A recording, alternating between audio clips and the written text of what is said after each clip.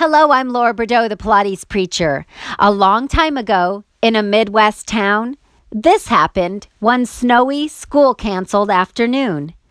I remember requiring assistance getting into my snowsuit, along with the usual accessories, mittens, earmuffs, and a hat, as I was only 6 years old. Now the boots, well, I put them on all by myself. So there I stood, donning my new fuchsia pink snowsuit with big fluffy earmuffs which practically covered my entire face. A white hat sat upon my head with my pigtails poking out at the sides.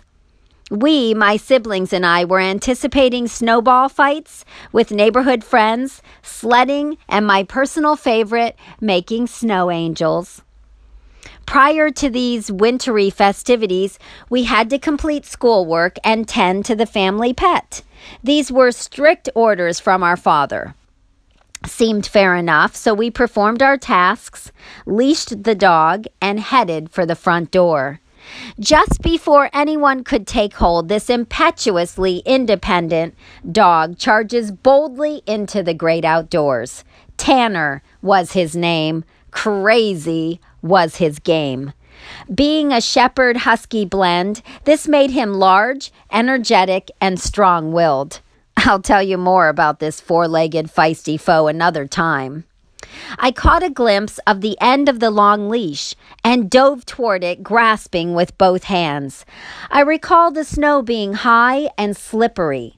Now, one might say that my small stature was no match for this rambunctious rebel. Or was it? You see, all I needed to do to subdue the dog's rant was to create a drag and tire him out, right? Then I could save the day by saving the dog and bring him safely back home. At least that was this 6-year-old's plan. But slow down he did not.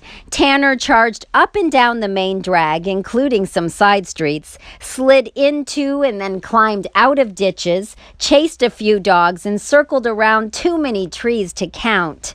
Yet I held on to that leash for dear life, for his and for mine.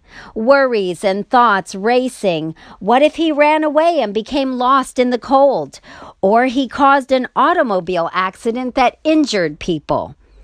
Also, I feared that we might receive rebuke from Father for allowing the dog to escape in the first place. This scene continued for quite a while, as Tanner was rather young and spry, but you know what? So was I. I suspect that being a gymnast made me no stranger to pain. Perhaps it even helped me endure the discomfort of being jerked around, dragged over rough pavement, and bashing into the occasional inanimate object or tree along the way. Ugh, and all that twirling. Remember that long leash? Well, at times I was on my back, sideways, but periodically I'd be completely face down in the snow. Neighbors were gathering to observe this spectacle. Some were staring with gaping mouths, others just laughing. Bigger boys were chanting "mush, mush," and other obnoxious things, but all were shouting, "Let go!" I overheard my brother exclaim, "My sister's a fighter. She won't let go." Speaking of my brother, he recently recounted the details of this day with me. We had a good laugh when he said, had this occurred during the smartphone era, it surely would have been captured on video and posted on social media.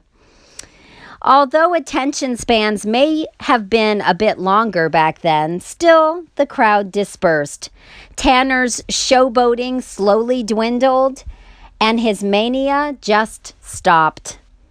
And would you believe it, right in front of our very own house? And there we were, panting and wrung out, Tanner's coat snowy, his paws mud. My snowsuit was ripped in several places and my hat lost. My siblings and I sulked up to the house together like a scene in the movie Dead Man Walking. We readied ourselves for punishment.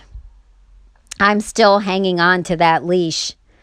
Tanner's tongue still hanging out. Father runs toward us with an expression upon his face that confused me. It looked something more like pity than anger. He picked me up and held me, attended to my bruises while brushing wet clumps of icy snow from my hair. I asked, "Father, what does mush mean?" I told him that those punk boys were chanting it at me. He roared with laughter and said, basically, Tanner fled and you, my dear, became the sled.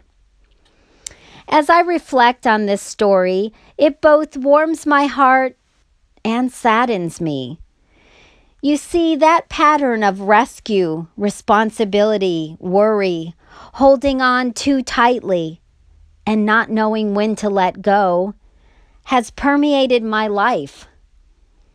At times, this caused considerable conflict and perhaps pain to others, but certainly to myself.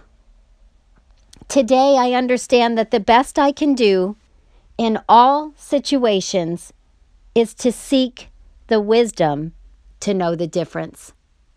For more, go to pilatespreacher.com.